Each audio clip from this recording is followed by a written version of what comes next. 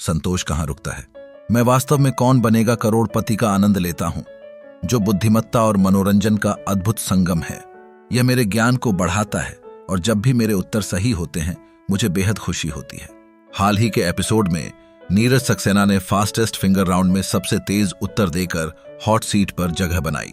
उन्होंने बिना किसी उत्साह, नाच गाने, आंसू या अमिताभ को गले लगाए बिना शांतिपूर्वक अपनी जगह ली। नीरज एक वैज्ञानिक हैं, पीएचडी धारक और कोलकाता की एक यूनिवर्सिटी के वाइस चांसलर हैं। उनका व्यक्तित्व सरल और सौम्य है।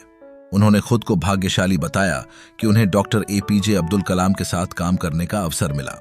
उन्होंने बताया कि शुरुआत में वे केवल अपने बारे में सोचते थे, लेकिन कलाम के प्रभाव से उन्होंने दूसरों और राष्ट्र के बारे में भी सोचना शुरू किया। नीरज ने खेलना शुरू किया। उन्होंने केवल एक बार ऑडियंस पोल का उपयोग किया, लेकिन उनके पास डबल डिप लाइफलाइन थी जिससे वे दोबारा उपयोग कर सकते थे। उन्होंने सभी सवालों का जवाब बड़ी सरलता से दिया और उनकी बुद्धिमत्ता काबिले तारीफ थी। उन्होंने 3,20,000 रुपए की राशि जीती और फिर ब्रेक आ गया। ब्रेक के बाद अमिताभ ने कहा, चलिए आगे बढ़ते हैं डॉक्टर साहब। यह रहा 11वां सवाल। तभी नीरज ने कहा, सर मैं अब छोड़ना चाहता हूं। अमिताभ हैरान रह गए। कोई व्यक्ति इतना अच्छा खेल रहा हो, जिसकी 3 लाइफलाइनें अभी भी बची हों और जो 1 करोड़ रुपए जीतने की अच्छी संभावना रखता हो, वह कैसे छोड़ सकता है? उन्होंने पूछा, यह पहले कभी नहीं हुआ। नीरज ने शांत भाव से उत्तर दिया, अन्य खिलाड़ी इंतजार कर रहे हैं और वे मुझसे छोटे हैं, उन्हें भी मौका मिलना चाहिए। मैंने पहले ही काफी धनराशि जीत ली है। मुझे लगता है कि जो कुछ भी मेरे पास है वह पर्याप्त है।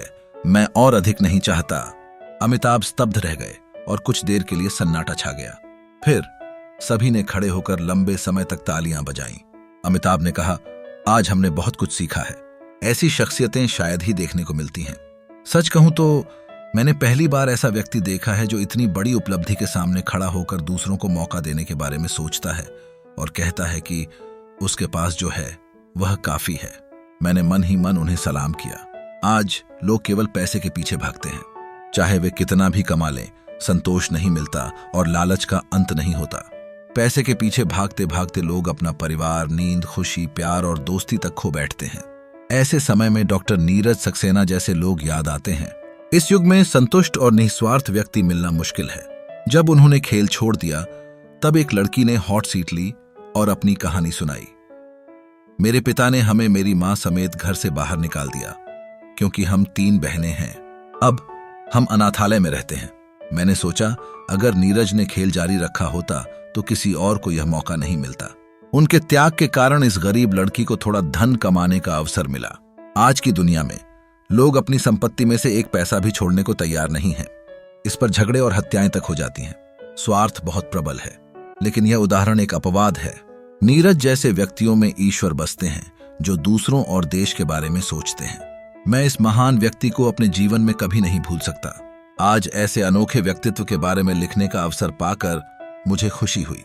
जब आपकी जरूरतें पूरी हो जाएं, तो आपको रुक जाना चाहिए और दूसरों को मौका देना चाहिए। स्वार्थ छोड़ें और सब खुश रहेंगे। यह मैंने सीखा पाठ है। मैं हमेशा ऐसे व्यक्तियों की सराहना करता हूं और मानता हूं कि समाज के सुधार के लिए उनके बारे में ईमानदारी से लिखना आवश्यक है।